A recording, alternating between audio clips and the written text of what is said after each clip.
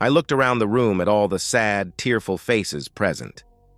I wasn't surprised at all by their grief. My husband, Dave, had been a terrific father, a successful businessman, a great supporter of our community, and a loyal friend. As a husband, I couldn't have asked for a better man. He'd done his share of the household duties willingly, and fully supported my wish to be a stay-at-home mom, and then, in later years, my wish to limit my out-of-house activities to church roles and volunteering. He'd been a far more attentive father to our 3 children, Molly, Derek, and Anne, than most men, and that showed in their successful lives since leaving the nest Dave and I had made for them. Well, Molly and Derek had left. Anne, I was sure, was on the cusp. I looked around at the miserable faces of my children. All of them looked devastated, even my normally reserved Derek. Me? I was still in shock at the suddenness of Dave's passing and struggling to accept that the man I'd loved totally for 32 years had gone to play golf one bright and sunny Saturday morning and had never returned. His lifelong friend and our family solicitor, Jack, who was sitting at the head of the large oak conference table next to his secretary, had been the one to tell me. Apparently, Dave had driven off the 4th tee and then just collapsed. The results of the medical examination had yet to be made public, but according to Jack, Dave was dead before he hit the ground. They'd performed CPR on him, but by the time the ambulance guys fitted a defibrillator to him, his heart showed no shockable rhythm. He was pronounced dead on arrival at the hospital. By the time Jack had managed to track me down, I had my cell phone turned off at the time. He'd gotten word to all 3 of our children, and they were all at the hospital before me. That was only 4 days ago, and I think we were all a little stunned still. Jack opened the folder in front of him, took a deep breath, and began to speak. I thank you all for coming today to read the will of the late David Brown, husband, father, and the best friend I ever had. Jack was obviously pretty emotional. Beneath his eyes were dark shadows, and his voice sounded as if his throat was lined with gravel. That must be why his wife, Julie, was in the office that day. She was one of my friends, and had been since she met Jack shortly after my wedding. Our relationship had cooled somewhat, 10 or so years ago, but I still considered her a friend. I'd seen her hugging her husband in his office, as I'd been led to the conference room where all the children were already seated. In the here and now, I watched as he drew a deep breath and settled himself to become the consummate professional I knew him to be. I know it may seem a departure from standard practice to read the will before the funeral, but, as I will reveal, it was Dave's express wish. I should point out, though, that this is quite unusual, and nothing can be ratified until the full period of probate has expired. Now, to business. He then began reading the actual will. I didn't need to listen, after all. Dave and I'd always updated our wills together. I knew there was a list at the start of specific items Dave wanted individuals to have. Derek, our middle child and only son, was to get Dave's medals from his time in the service with the Army Corps of Engineers, or sappers, as Dave liked to call them. That was when he developed his love of explosives. His rock collection was to go to Molly, our eldest, etc. Tuning out, I looked around at the somber expressions on my children's faces. Molly, at just 30, seemed to be taking it all stoically, even though she and her dad had always been close. When I'd come into the room, I'd left her alone as she was looking at the wall with a tear in her eye. I could remember her and Dave talking about those rocks many times. She'd begun a promising career in science until she'd become accidentally pregnant with her boyfriend of about a year. Luckily, he was a nice guy and did the right thing and made an honest woman of hers. They'd been married for 5 years now and seemed as happy as ever. 2 beautiful grandkids for Dave and me to spoil. Derek, at 28, followed in his father's footsteps and was an engineer by day and an Army reservist in his spare time. How long that would last was debatable, though. His wife of 2 years was 8 months pregnant with their first. With his dad as his hero, I'm sure the child will be called David if it's a boy. I'm sad that my Dave won't be around to spoil the first grandchild to share his surname. Derek was staring at Jack. I felt for him. He looked as if he'd aged 5 years in the 4 days since his father's passing. Skin sallow, eyes red-rimmed. Anne, my baby, was officially a mistake. Dave and I had decided 2 children were enough, but hadn't been sure enough of that to do something drastic, like getting one of us neutered.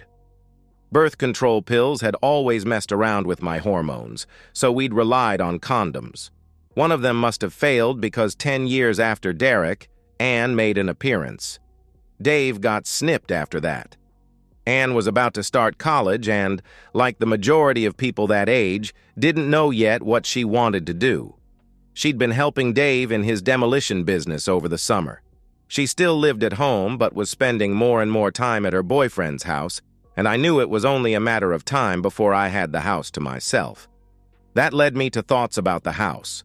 I should look at either downsizing from the 6-bedroom monstrosity or hiring a housekeeper and gardener to help me out.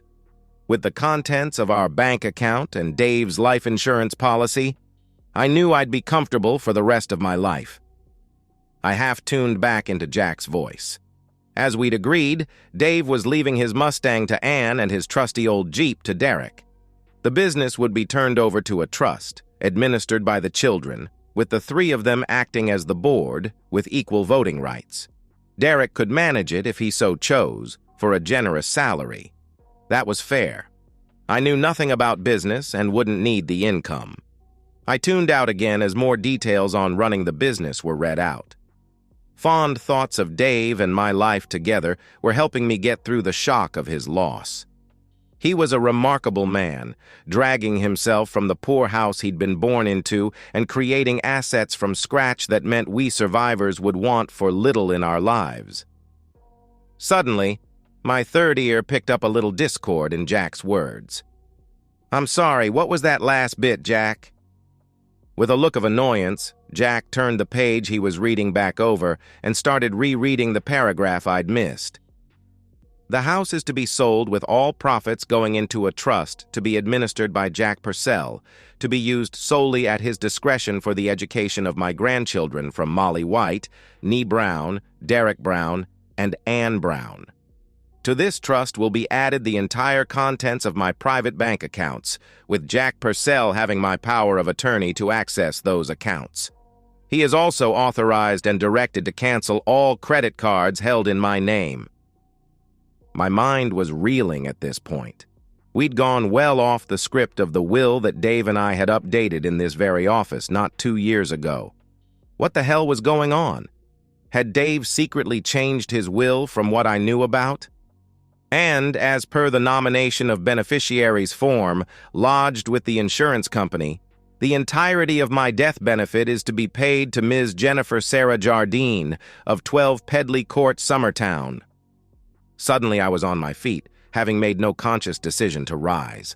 My body was on autopilot. Bank accounts emptied, house to be sold, insurance payout to... who? My husband's PA? I think I yelled something like, "What the hell?" A deathly hush suffused the room. The tension was palpable. I stared at the familiar face of Jack. He stared right back, a look of disgust on his face. I recoiled. To avoid that look, I glanced to his right, straight into the eyes of his secretary. I didn't know her at all. She was new since I'd last been here. The look of contempt on the face of this stranger was possibly even worse than Jack's expression. Turning my face away from both of them forced me to look at my children.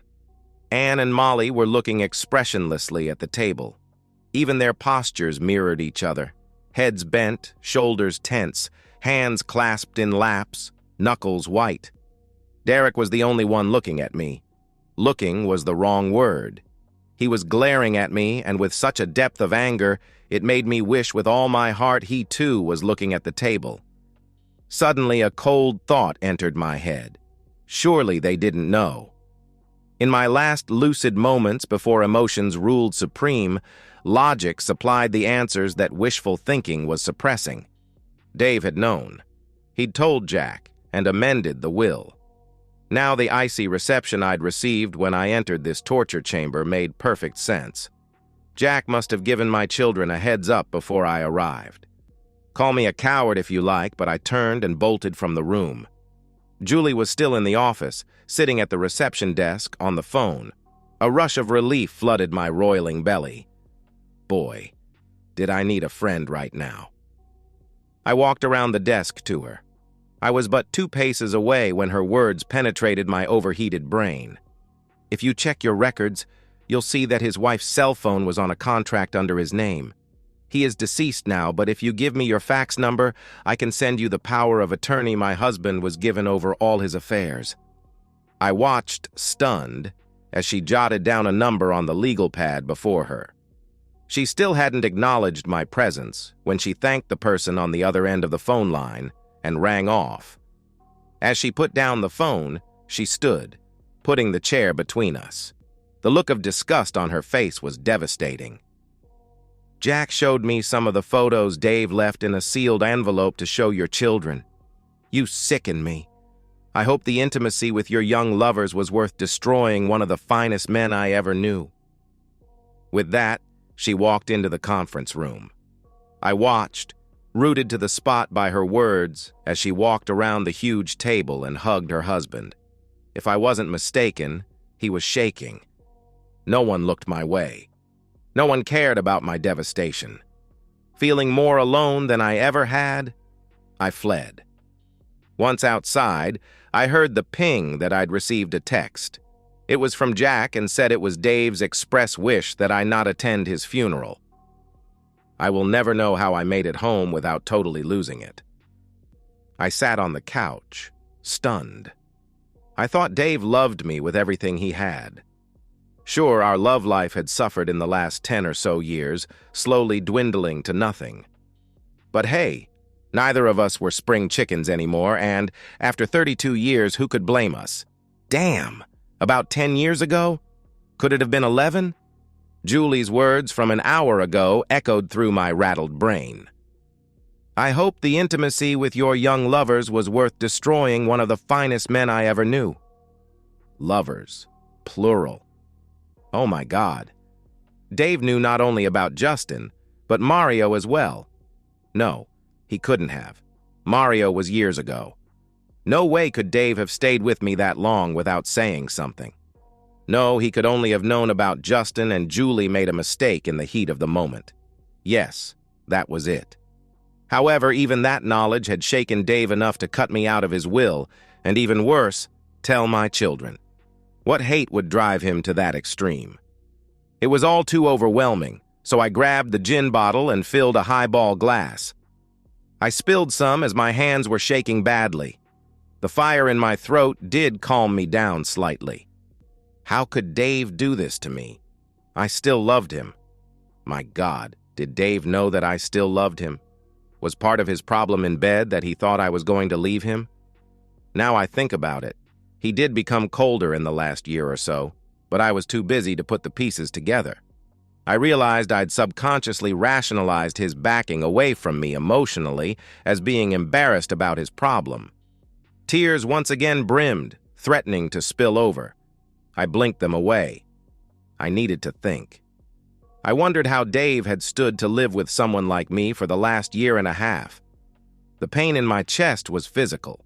I pressed my hands to my ribs as if they could stop my soul from tearing apart. Tearing apart for the pain and fear Dave must have felt for some time. He'd thought I didn't love him, or even worse, was planning on leaving him. Why else would he have set out to destroy me so totally? Wrong, Dave, I screamed to the empty room. I never loved you any less. It was just intimacy with the others. I never meant to hurt you and would never have left you. I slumped back onto the couch, devastated by one surety. Dave had died not knowing that. My mind went into La La Land for a little while, for self-preservation, I think. Rita, are you in there? It was my sister Mary's voice.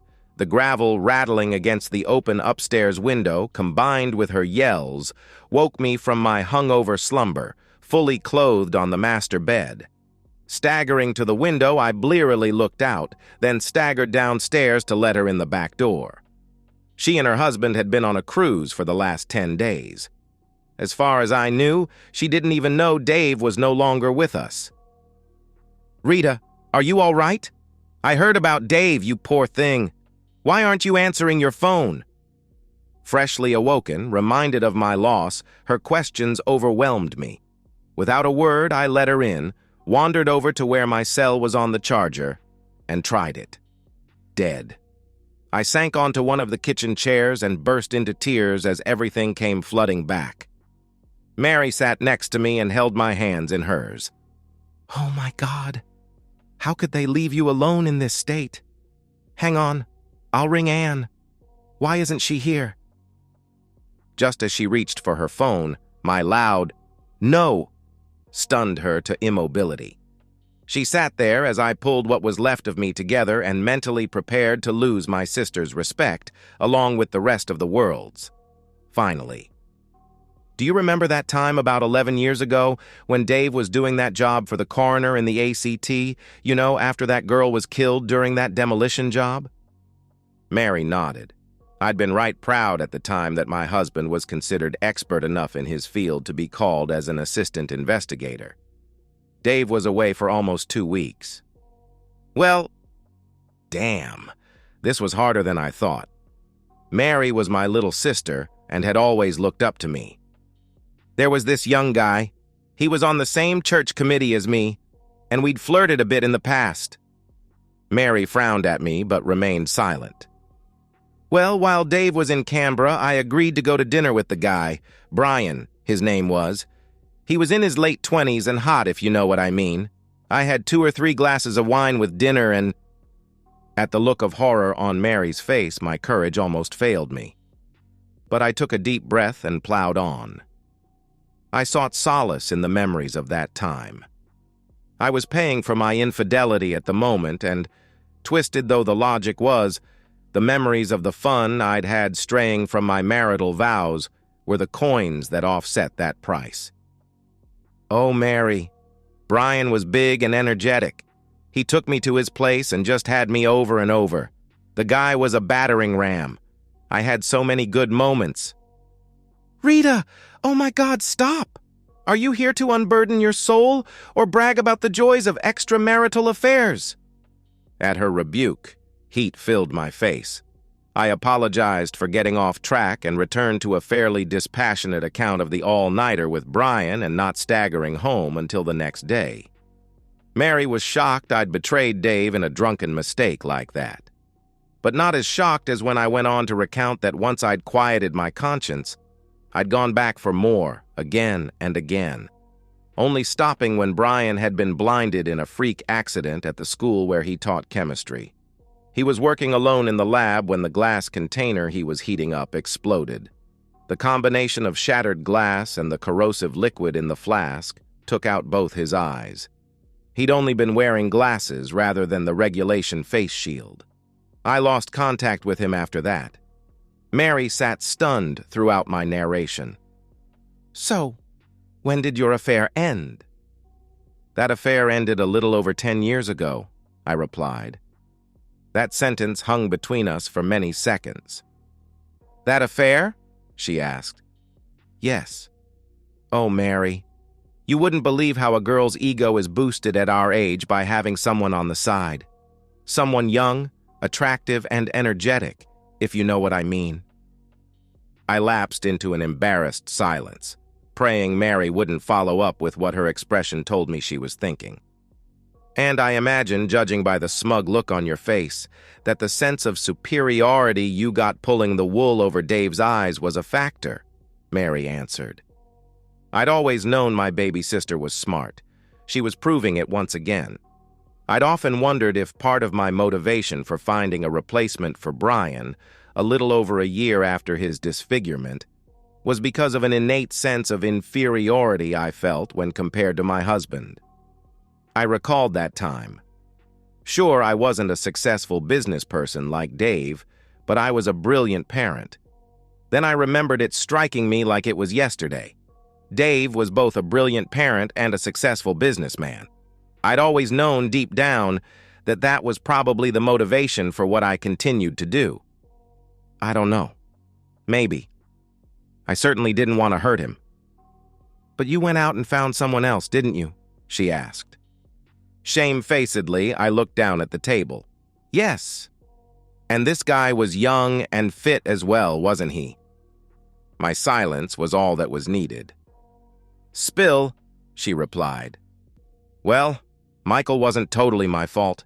About this time, Dave started having problems in the performance department. I felt like I wasn't exciting him anymore, no matter what I did or how I tried. I was still in my prime, and that hurt.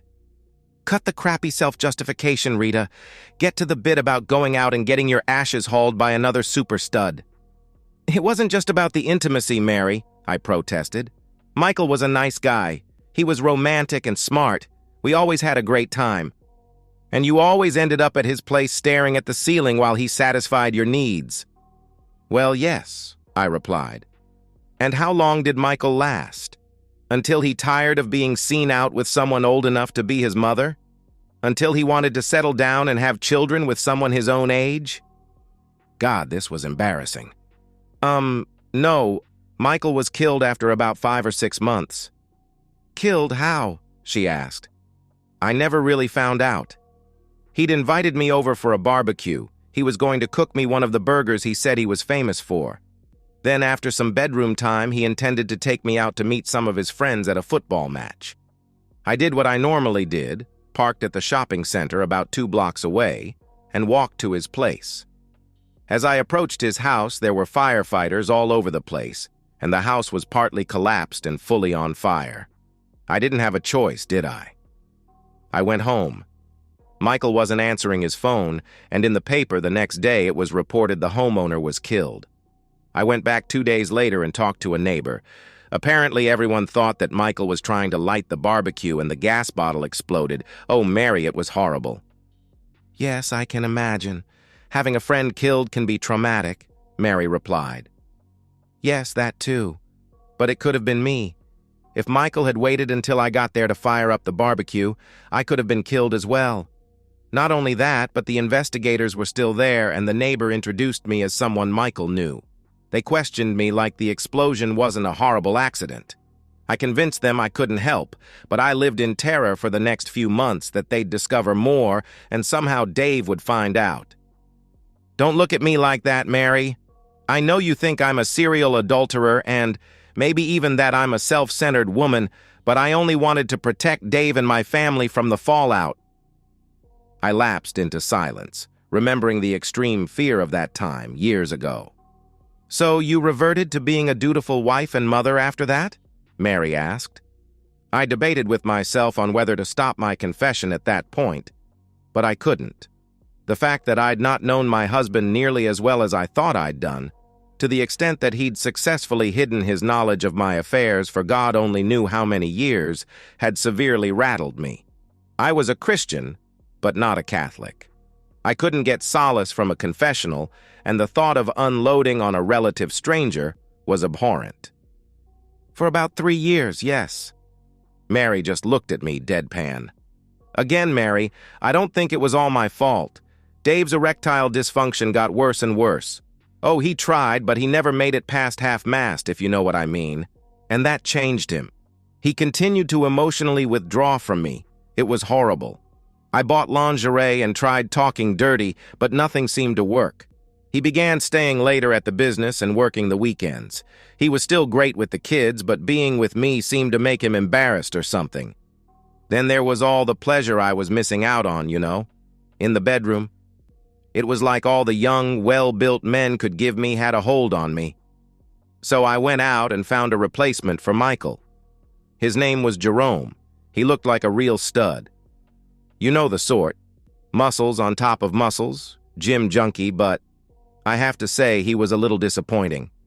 He'd done steroids at one point, and I think that shrunk his whatsits. It only lasted 6 weeks or so, and I was going to break off with him. But before I could, he disappeared. Disappeared? Mary asked. Yes. I went around to his house one day and it was empty, packed and gone. Between you and me, it was a little insulting. I thought he had some genuine feelings for me and would at least have called to say goodbye. But no, he just up and left. I haven't heard a peep from him since. This time when I stopped, Mary's raised eyebrow was all I needed to keep going. I hooked up with Mario not long after that. He was the best of them, in bed, I mean. He couldn't make love to a woman if he tried. He just took me whenever he wanted to. Oh, Mary, you wouldn't believe how good that makes you feel. It was like being back in high school. Mary's renewed look of disgust made me skip the details. Mario was a bad boy, or so he tried to appear. Said he ran with hard men in Melbourne. I thought he was full of lies until... Anyway, he started getting pretty demanding. Said my insistence on only meeting him privately was cramping his social life, and insisted we go out in public with his friends. I only went once, to a bar on the other side of town, but I spent the whole time there petrified that someone I knew would see me. Besides, he was starting to arc up about having to use protection. I didn't want to risk my health like that. I knew Mario had other girls he was seeing besides me. I tried to break it off after that, but I just couldn't. I'd grown addicted to the intimacy, I think. I rang him a week or so later, and he must have missed me as much as I missed him, because he agreed that I could come around to his place the following Friday. So how long did good old Mario rock your world after that? Did you find out he wasn't full of lies after all? Let me guess. You turned up at his place on the Friday, and all his mob mates were there waiting for you. My dejected facial expression seemed to cause Mary to mellow her sarcastic tone slightly. I remembered that time painfully. No, I never went to his place that Friday. His sister, who I'd become friendly with, rang me on the Thursday night and asked me if I'd watched the news. I hadn't. Mario had been killed in a car bombing. It seems he really was running with the wrong crowd, and there was a turf war going on among the local drug dealers. That shook me to the core. Again, it could have been me. Mary watched as tears escaped my eyes. She didn't reach around to hug me. I couldn't blame her.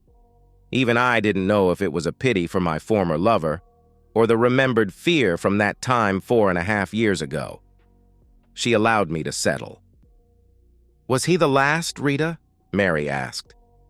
Now came the hardest one to divulge. Now came the confession that my conscience hadn't had time to justify yet. Now Mary would find out that while my husband was receiving CPR on a golf course, I'd been in bed in a seedy motel with my latest lover, happily rutting away with my phone safely ensconced in my car at another shopping center car park. Which is why I was one of the last to learn I was a widow. No, Mary. Sadly, Mario wasn't the last. God, this was hard. I behaved for over 2 years this time. Then I met this new guy who started on the church committee, Justin. Not Justin Smith? Mary asked. Damn. I'd forgotten Mary was on some of the same committees with Justin as I was. Somehow, the fact she knew the guy made it infinitely worse. But he was married, with 2 little kids, Mary answered. Shame made me miss the obvious verbal clue I'd just been given. I was trying to break off with him. He was getting too clingy. He'd started to say that we were meant to be together, said he would leave his wife and everything. I was starting to worry that he would tell Dave just to break us up. I've lain awake the last couple of nights worrying he might have sent Dave an email or rung him. Someone told me that just before Dave passed, he received a call. What if that was Justin, and that's what triggered his heart attack? I finally had the courage to look at Mary's face. All color had drained from it. Her mouth was working, but nothing came out. I was confused. Finally. My God, you don't know, do you? Know what? I asked. Justin is dead, Rita. He died the day before Dave. Someone sent his wife a letter telling her he was having an affair, and she chucked him out of the house. He went straight out to the garden shed and apparently set fire to himself with a 25-liter can of petrol he had stored there. I was aghast. I'd been isolated in my grief for the first 4 days after Dave's death and drunk since the reading of the will yesterday. Or was it the day before? Obviously, all the well-wishers who'd come over this week hadn't wanted to burden me with the bad news local gossip. I looked at Mary's face again. If possible, it was even paler, now with shades of green. "He knew," she whispered, shaking her head. "All along he knew." "Who knew what, Mary?" I asked. "Dave, think about it. Can't you see the pattern?" "What pattern? What are you talking about?" I asked. Mary looked at me impatiently. "He knew, Rita. Dave knew about all of them. All of your lovers." I shook my head, unable to speak. "No!" screamed my internal voice. The pain of Dave knowing of all of my affairs was too much.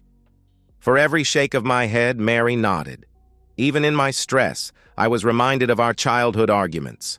Those infantile, "No, I didn't. Yes, you did." Rants that would continue until either Mum or Dad would tell us to be quiet. "Yes, Rita. He knew about each and every one of them. Think about it. Your first lover, Brian, blinded when something exploded in the chem lab. Who was the next one?" "Michael," I whispered. "That's right. Michael. Died when a gas bottle exploded the day you were going out with him to a public football match. That Jerome guy disappeared without a trace. Mario, soon after you and he started going out in public, kaboom! Died in a car bombing. Now Justin. He was possibly going to expose your affair, but no, again, kaboom, he's dead. Can't you see? You must! You can't be that blind!" At my silence, Mary snorted. "What did Dave do for a living, Rita? How hard would it be for a guy with his expertise in explosives and pyrotechnics to rig some targeted explosions while leaving no evidence? If anyone knew how to make any one of those explosions look like an accident, it was Dave." I was incapable of speech, as the symmetry of all Mary was saying sank into my exhausted, hungover head. It all made ugly, horrifying sense. If I'm right, and I'm certain I am, Rita, Dave knew about your dalliances all the way back to your first. He either faked his problems in the bedroom to avoid boning your cheating back, or really did have trouble getting it up with you.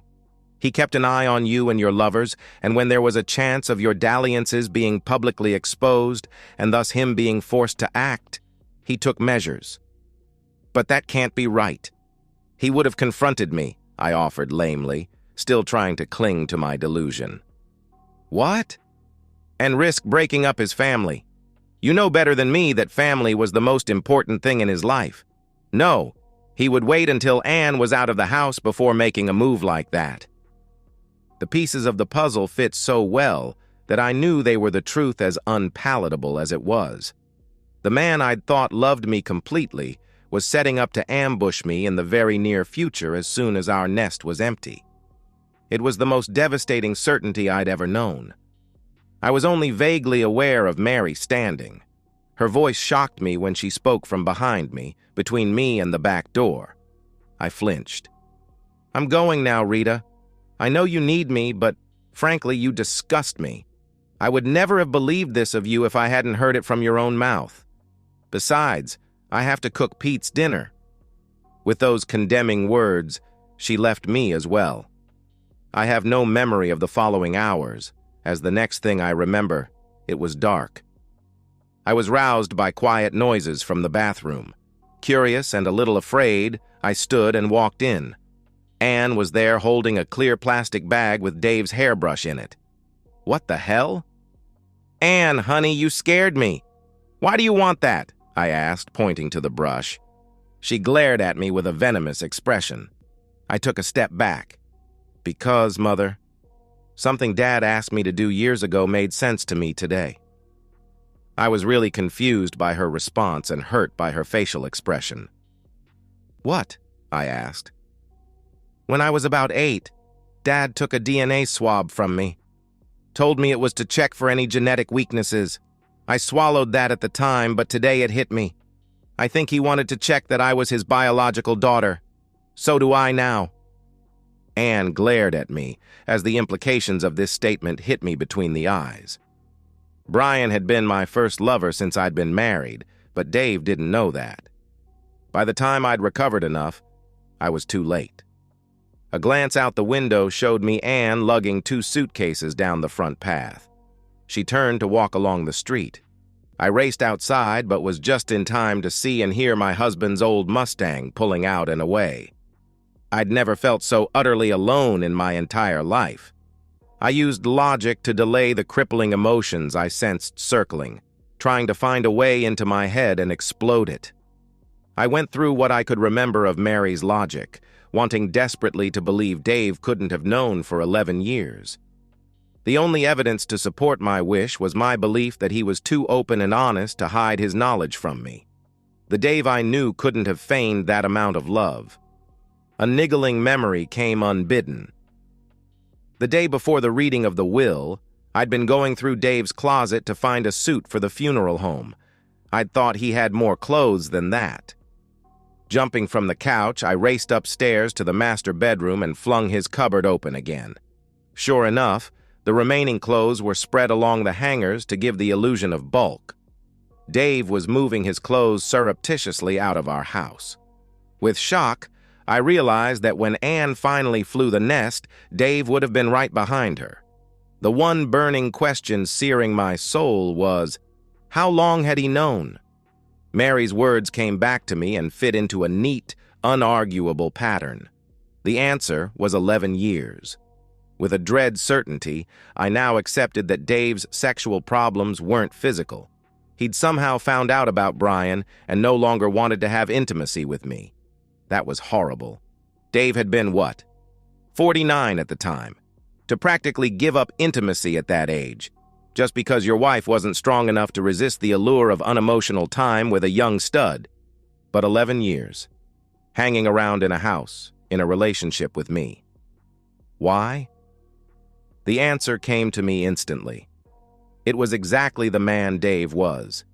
In his eyes, he'd made a mistake in marrying me. But from that marriage, 3 lives had been created. 3 innocent lives. Dave would have felt they shouldn't pay for his bad judgment. They were his responsibility. Walking away from the marriage would have put the emotional welfare of his children at risk, and that is something he'd never do.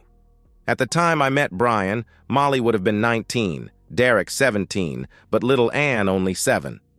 A cold shiver passed right through me. He'd intended to hang around until the nest was empty. Then, with his duty complete, what? Where were his clothes? I can't explain the depth of my shame and frustration. Yes, I said frustration.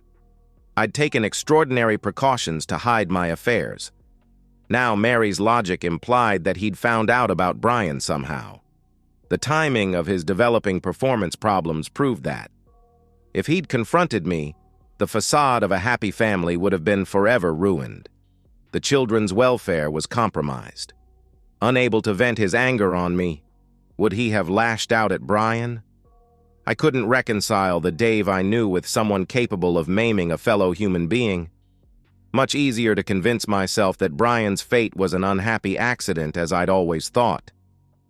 Once it was known what I was capable of, it was exactly in Dave's nature to look for recurrences. What had he felt when he discovered Michael? Devastation is probably not a big enough word. My soul cringed at the thought of him tracking my movements and behavior, all the while maintaining his rigid facade for the rest of the world. Burying his disappointment in me and hoping I didn't do anything to out myself and reveal him as a cold to the rest of the world. Forcing his hand. If Mary was right, and I instinctively knew she was, Dave was monitoring Michael and me closely enough that he knew we were about to enter the relational stage where the chances of discovery were high. Dave acted to protect my reputation, and thus, his family. But could he kill? I couldn't believe he would. Much more likely the gas bottle exploding was only supposed to maim, like Brian. The 3-year break after Michael must have been a blessing for Dave. But his continuing avoidance of intimacy with me proved he'd passed the point of forgiveness already. And then again, the shocked disappointment when his surveillance discovered Jerome. The loneliness of hearing, seeing, reading all the evidence of my betrayal and having no other soul he could unload to. With Jerome, I'd been pretty indiscreet. We'd done it in the office at the gym once, just before Jerome.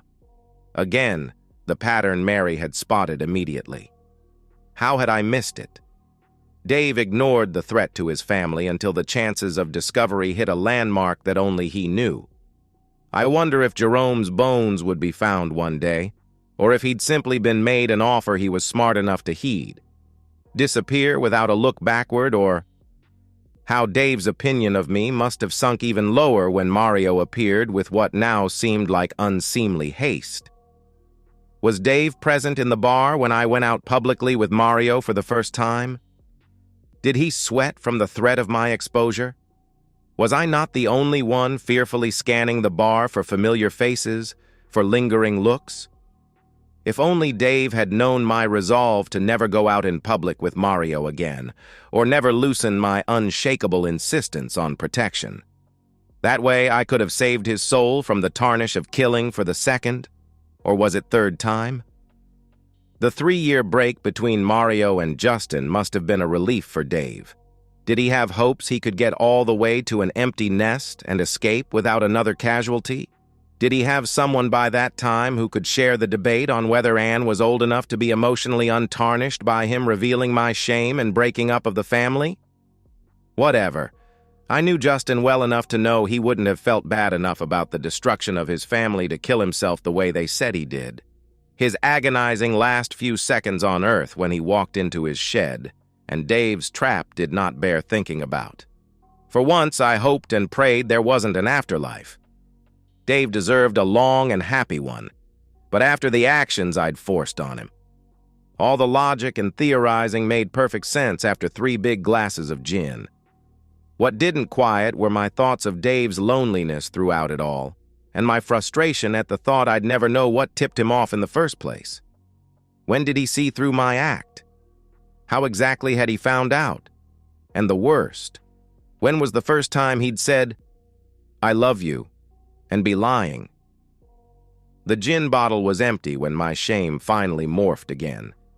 This time to a horribly bad conscience as I realized myself, had been the one who killed or maimed those men. Not Dave. Dave had merely been the instrument. If I'd been strong enough to keep my damned legs together, or, at the very least, timid enough to keep my affairs discreet, each and every one of my ex-lovers would be alive or whole today. Gutted and with the gin finished, I reached for the bourbon. I was still drunk 3 days later when Derek rang me to remind me not to show up at his father's funeral. I got the impression he'd drawn the short straw. After unemotionally imparting that gem, he hung up. Glutton for punishment, I went to the front step and retrieved 3 days of newspapers. There it was, Dave Brown's funeral at 3 today. All were invited to the service, but the burial was private. I may or may not have been sober enough to drive, but I did anyway. I didn't want to make a scene, so I stayed well away from the graveside and watched from a distance. I couldn't miss the opportunity that Dave's soul may be following his body, and I could apologize to him. Apologize and ask how he discovered my affair with Brian. A bottle of something sweet and sticky was keeping me warm and fuzzy.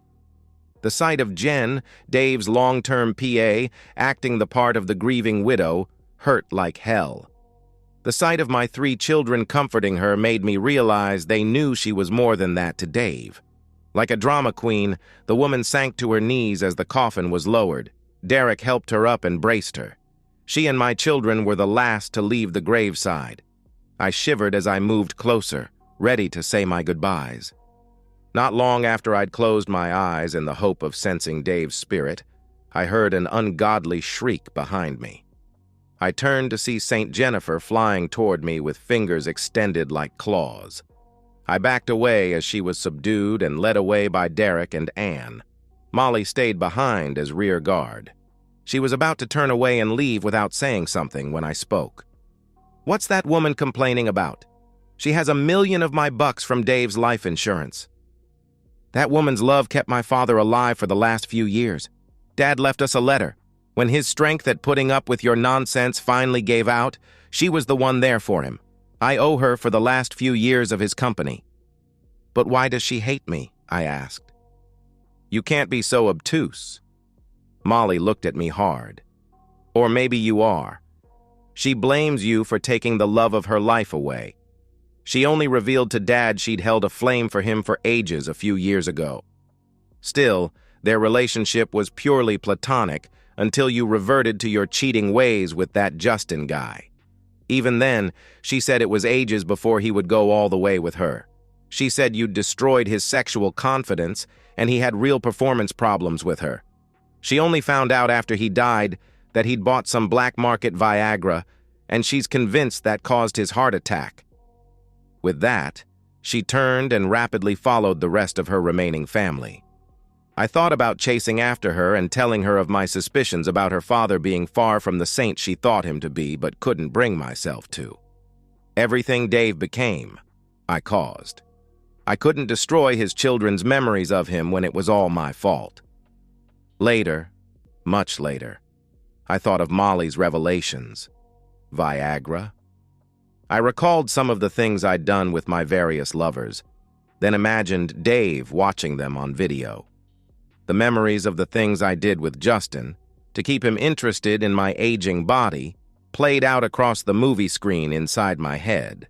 That would without a doubt wreck any husband's sexual confidence. This just got better and better.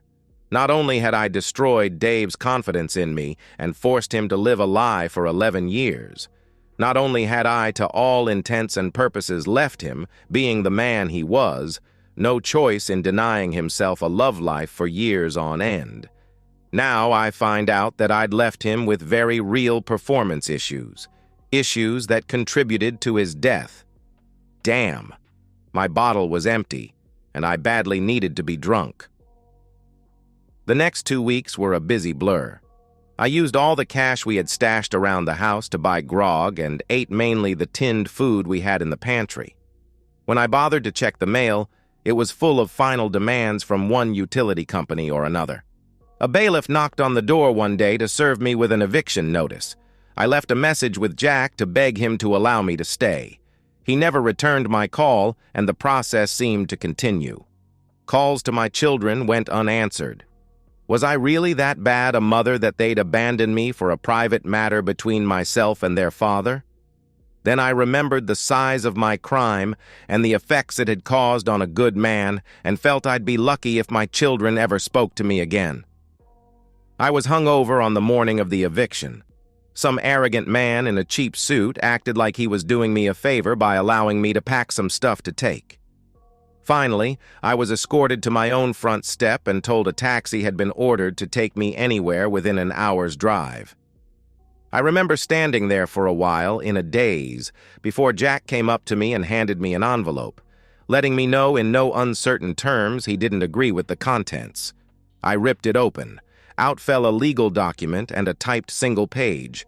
The page basically said that Dave had left provision for a small one-bedroom unit for me and a modest allowance that would stop me from starving.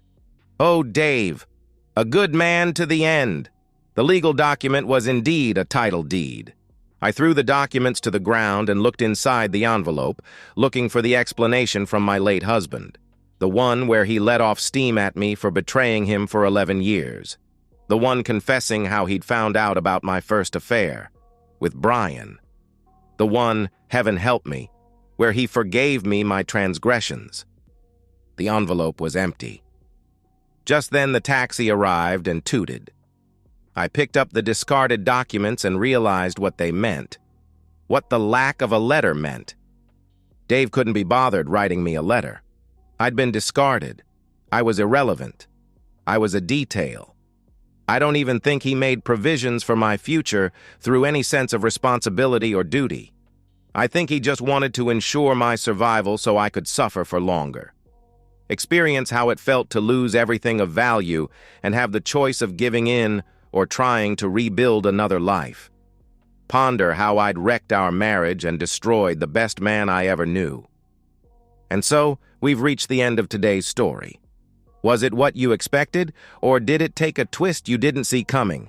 I'm curious to hear your thoughts. Share them in the comments below, and let's get a conversation going. If this story kept you hooked, make sure to hit that like button. And if you're new here or just haven't subscribed yet, now's the perfect time to join our community. I bring you fresh, captivating stories every day, so click that subscribe button and turn on notifications so you never miss out. Thanks for watching, and I'll see you in the next one.